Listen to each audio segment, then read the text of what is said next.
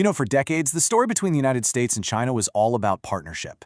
But that conversation has completely changed. Now it's all about rivalry, competition, and this big idea everyone's talking about, a potential decoupling.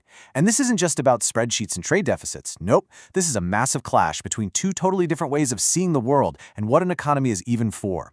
So how in the world do we get here? And more importantly, where's all this headed? All right, to really get our heads around this, we're going to take a journey. First, we'll step back in time to the world the U.S. built after World War II. Then, we'll look at how China showed up with a completely different playbook.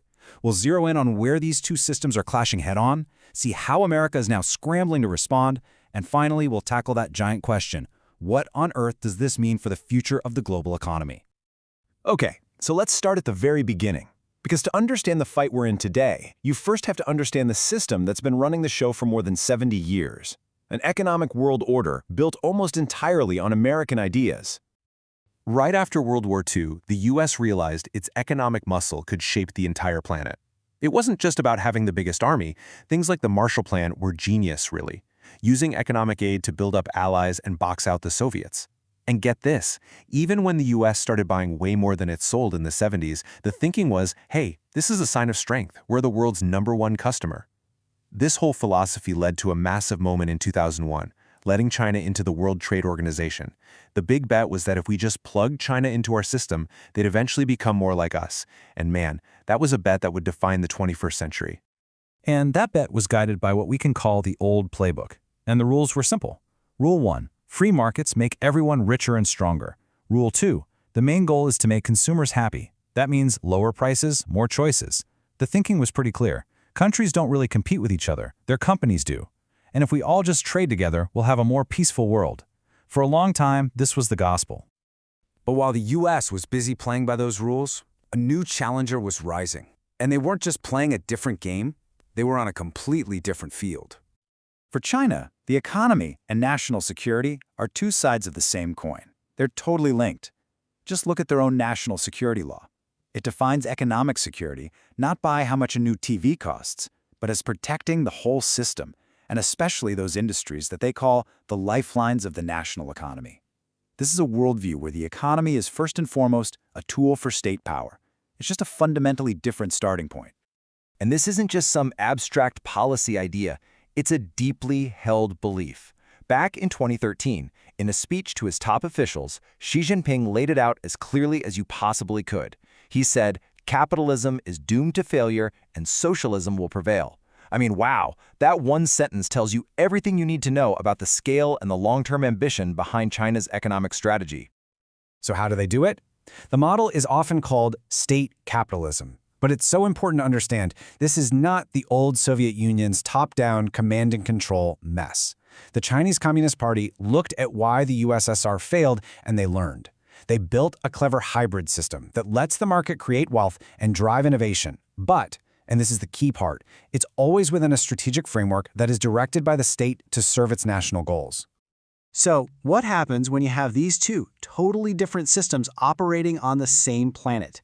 Well, it was only a matter of time before they started to collide.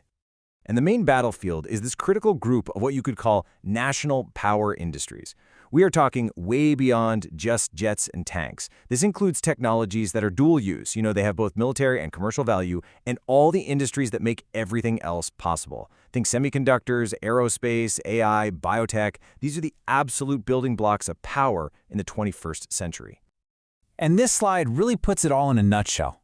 On one side, the traditional U.S. view, consumer welfare is king. If China wants to subsidize its companies to give us cheaper stuff, hey, that's a gift.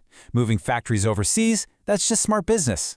On the other side, China's view, national power is king. Economics is a tool to make the state secure. The goal is to dominate the most important industries and make sure you never have to rely on anyone else for critical technology. It was like two trains on the same track, barreling right toward each other. So, after being blindsided by this direct challenge, the United States has finally started to wake up. It's tearing pages out of its old playbook and trying to write a new one with a whole new set of tools. And a huge part of this new strategy is the Chips and Science Act. You can almost think of it as America's answer to China's state-led model. This thing is a massive piece of industrial policy. It's not just about throwing money at factories. It's a whole plan to boost our own production, train up a high-tech workforce, pour money into critical research like AI and quantum computing, and, here's the kicker, explicitly reduce our dependence on foreign supply chains, especially those from China. But, and this is a big but, this new approach has real costs.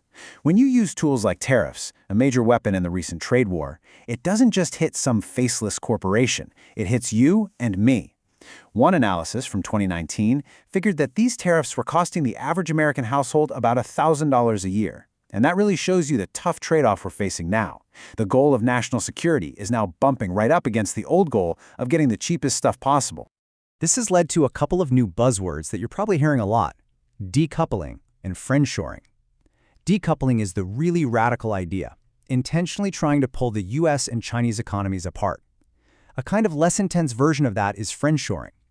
That's not about bringing every single factory back home, but it is about moving your critical supply chains to countries that are your friends and allies, just to lower the risk. But here's where things get really complicated. This isn't just about economic brute force. Take a look at this fascinating model from a Rand Corporation study. It maps out the complex web of China's political elite. Now, the analysis here suggests something that might surprise you. It says that really aggressive policies like sanctions could actually backfire by pushing power into the hands of the hardliners in Beijing. A smarter approach, one that actually encourages certain kinds of trade, might empower the more moderate, internationally minded groups inside China's leadership, maybe changing their direction from the inside. It's a fascinating thought. So you put all of this together, and it's clear we're at a major turning point. What does the road ahead actually look like for the global economic order we've all grown up with? And this is the razor's edge that policymakers are trying to walk right now. How do you hang on to all the good stuff that comes from global trade, while at the same time managing the very real dangers of this new competition? Is a full, painful decoupling just inevitable at this point? Or is there some way to build a new set of rules for a world where the big powers are also big rivals? Now, some smart people are trying to figure out a path forward.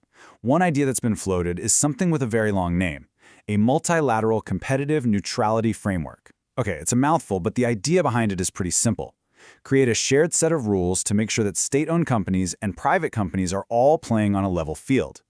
The hope is to move away from this winner-take-all conflict and find a way for everyone to compete fairly. And that brings us to our final, massive question.